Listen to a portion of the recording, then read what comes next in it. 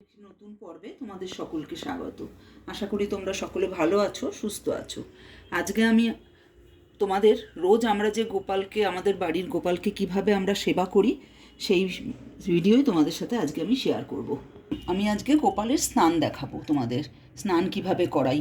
আমরা বিশেষ বিশেষ দিনে, যেমন একাদশী, পূর্ণিমা বা বিশেষ কোনো দিনে আমরা গোপালকে পঞ্চামৃত দিয়ে স্নান করাই। আমিও তাই করাই। তবে আজকে আমি তোমাদের এটাই দেখাবো যে মাঝে মাঝে আমাদের বাড়িতে যেসব জিনিস থাকে, আমরা যারা গোপাল সেবা করি, সেগুলো দিয়েও আমাদের সময় হলে ভালোবেসে আমরা গোপালকে কিভাবে স্নান করাবো। আগে সেগুলো আমি দেখিয়ে নিচ্ছি। যেমন এই যে গোপীচন্দন, এই গোপীচন্দন দিয়ে আমি প্রায় রোজই গোপালকে স্নান করাই। একটা চন্দন পিঁড়িতে গোপীচন্দন একটু ঘষে নিচ্ছি। এই গোপীচন্দন দিয়ে, শুধু গোপীচন্দন দিয়েও যদি আমরা রোজ আমাদের গোপাল সোনাকে চান করাই, তাহলেও আমাদের গোপাল সোনা খুব চকচক করে। এই যে প্রথমে গোপালের গায়ে এইভাবে আমরা লাগিয়ে নিচ্ছি।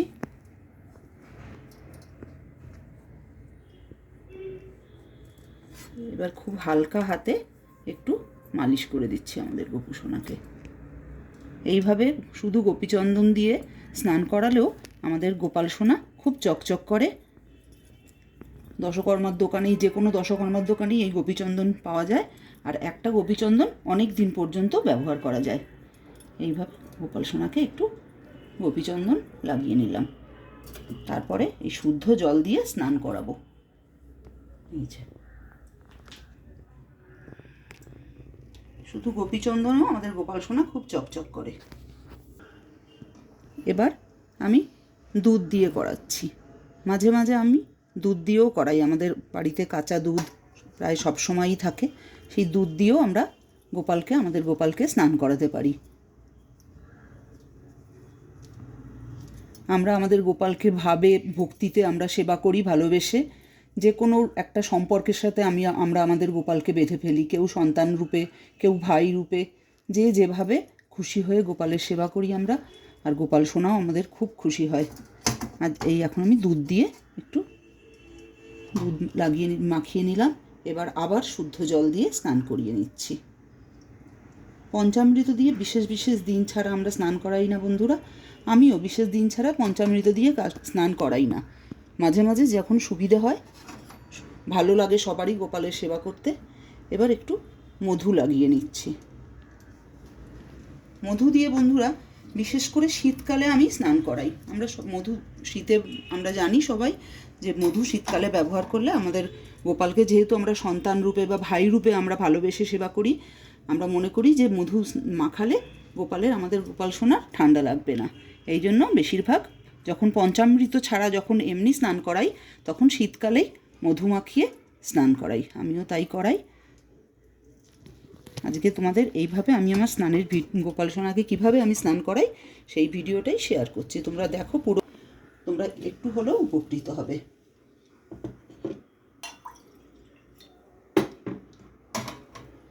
এবার ঘিও আমরা মালিশ করি।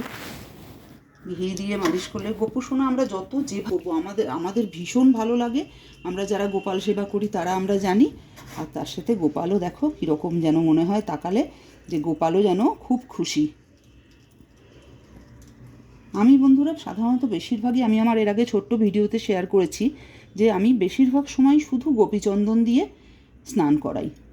যখন আমাদের তো রোজ এত সময় হয় না, তবে এক একদিন এক একটা জিনিস দিয়েও আমরা গোপাল সোনাকে স্নান করাতে পারি। সেইটুকু সময় আমাদের প্রায় সকলেরই হয়ে যায়। আর বেশিরভাগ জিনিসই আমাদের ঘরে থাকেও। ঘি দিয়ে স্নান করালাম। এবার বন্ধুরা দই দিয়ে আমি স্নান করাচ্ছি। আমরা জানি টক দই, এটা আমরা জানি যে টক দই যে কোনো পেতলের জিনিস, গোপু সোনা তো বেশিরভাগ সবার বাড়িতেই, বেশিরভাগ না সকলের বাড়িতেই পেতলেরই হয়। এবার পেতলের জিনিস টক জিনিস দিয়ে ঘষে যদি একটু আমরা স্নান করাই, তাহলে খুব চকচক করে। তবে অনেকে বন্ধুরা পীতাম্বরী পাউডার ইউজ করে। আমি যদিও সেরকম কারোর কথা জানি না, কিন্তু শুনেছি অনেকে করে। আর পীতাম্বরী পাউডারে যেহেতু কেমিক্যাল থাকে, সেহেতু আমাদের গোপু সোনার সেবা করার ক্ষেত্রে স্নানের জন্য পীতাম্বরী পাউডারটা ব্যবহার না করাই ভালো। এই টক দই দিয়ে স্নান করালে খুব চকচক করে। আর গোপালেরও যত মালিশ করা যায় আমাদেরও মনে হয়, আর গোপাল সোনা সত্যিই খুব আরাম পায়, খুব ভালো লাগে। এবার আবার বিশুদ্ধ জল দিয়ে স্নান করিয়ে নেব। প্রত্যেকবারই যখন আমি এটাই দেখাচ্ছি এই ভিডিওর মাধ্যমে যে এক একবার এক একটা দিয়ে, রোজ যে এগুলো সব দিয়ে আমরা স্নান করাবো তা না, এক একবার এক একটা জিনিস দিয়ে স্নান করাবো, সেইটাই দেখাচ্ছি। এবার বন্ধুরা কেশর চন্দন দিয়েও আমরা স্নান করাতে পারি। কেশর চন্দন দিয়ে স্নান করাচ্ছি, যে কেশর চন্দন লাগিয়ে স্নান করে, এটাও দশকর্মার ভাণ্ডারে পাওয়া যায়। এবার কেশর চন্দন দিয়ে স্নান করিয়ে নিলাম। এবার আবার পরিষ্কার জল দিয়ে ধুয়ে নিলাম। দেখো বন্ধুরা কীরকম গোপুসোনা কীরকম চকচকে হয়ে যাচ্ছে। এইবার শুধু প্লেন সাদা চন্দন, যেটা আমাদের বাড়িতে সবসময়ই থাকে, গরমকালে বিশেষ করে বন্ধুরা সাদা চন্দন দিয়ে স্নান করালে মনে করি আমরা যে গোপালের খুব আরাম হয়। জানি যে গোপাল সোনা আমাদের জল শঙ্খ দিয়েও আমরা স্নান করাতে পারি। সেখানে আমি একটু অগরু, একটু গোলাপ জল, এইভাবে সুগন্ধি জল তৈরি করে নিচ্ছি। তার মধ্যে একটু ফুলের পাপড়ি আর একটু তুলসী পাতা, এই দিয়েও আমরা স্নান করাতে পারি। এটাও মাঝে মাঝে করাতে পারি, ভালো লাগে এটা। যখন খুব একদম কম সময় থাকে হাতে, মাঝে মধ্যে আমিও করি যে শুধুমাত্র গঙ্গার জল বা শুদ্ধ জলের মধ্যে শুধু তুলসী পাতা দিয়ে, এমনিতেও স্নানের জলে আমরা রোজ তুলসী পাতা ব্যবহার করি। আজকে আমি বিশেষ বিশেষ জিনিস দিয়ে গোপাল সোনাকে চকচকেও করতে পারবো কীভাবে, সেই ভিডিওটা দেখালাম বলে সববার তুলসী পাতা দেওয়া দেখালাম।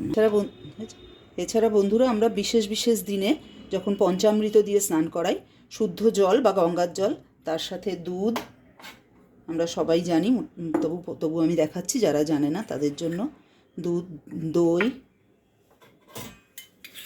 ঘি, মধু, আর তার সাথে চিনি বা মিছরি বা চিনির গুঁড়ো দেওয়া যায়, এই সব দিয়ে পঞ্চামৃতটা ভালো করে তৈরি করে নেব। নিয়ে তার মধ্যে একটু তুলসী পাতা দিয়ে দেবো, দিয়ে সেটা দিয়েও আমরা আমাদের গোপাল সোনাকে স্নান করাবো, যেটা পঞ্চামৃত স্নান হবে। বিশেষ বিশেষ দিনে, পূর্ণিমা, একাদশী বা বিশেষ কোনো দিনে আমাদের ভালো লাগবে স্নান করালে, গোপালও খুশি। এইভাবে পঞ্চামৃত দিয়ে স্নান করানোর পরে, আর চিনি দিয়ে বন্ধুরা, চিনি দিয়েও হালকা হাতে ঘষে দিলে গোপাল সোনা খুব পরিষ্কার হয়ে যায়, শুধু চিনি দিয়ে ঘষে দিলেও হয়। আজকের ভিডিওতেই আমি তোমাদের একই ভিডিওতে পঞ্চামৃত স্নানটা কিভাবে করাবো সেটাও শেয়ার করলাম। তারপরে আবার পঞ্চামৃত স্নানের পরে তো আবার তুলসী পাতা দিয়ে প্লেন জল দিয়ে স্নান করিয়ে নেব। আর বন্ধুরা এই স্নানের জলটা আমরা তুলসী গাছে বা যে কোনো গাছের গোড়ায় ঢেলে দিতে পারি, তবে এত জল যদি না ঢালা যায় তাহলে বাকি জলটা আমরা কোনো কোনো জলাশয়েও দিয়ে দিতে পারি। এবার স্নানের পরে আমার গোপু সোনাকে, আমি আমার গোপালকে গোপু সোনাই বলি, একটা নাম আমরা প্রত্যেকেই দেই, ভালো করে হালকা হাতে মুছিয়ে নেব। দেখো আমাদের গোপু সোনা কীরকম চকচক করছে। তারপরে শৃঙ্গারের পালা। এবার স্নানের পরে আমার শৃঙ্গার করা হয়ে গেছে। এবার বন্ধুরা তুলসী পাতা অর্পণ করতে হয়, আমরা সবাই জানি। তুলসী পাতা অর্পণ করে দিলাম, আর তার সাথে তিলক করে দিলাম। এইভাবে বন্ধুরা এই ছোট্ট ভিডিও তোমাদের ভালো লাগলে তোমরা শেয়ার করো, আর নতুন বন্ধুরা সাবস্ক্রাইব করে আমার পাশে থেকো, আর পুরনো বন্ধুরা যারা ইতিমধ্যেই সাবস্ক্রাইব করেছো তাদের অসংখ্য ধন্যবাদ। নমস্কার।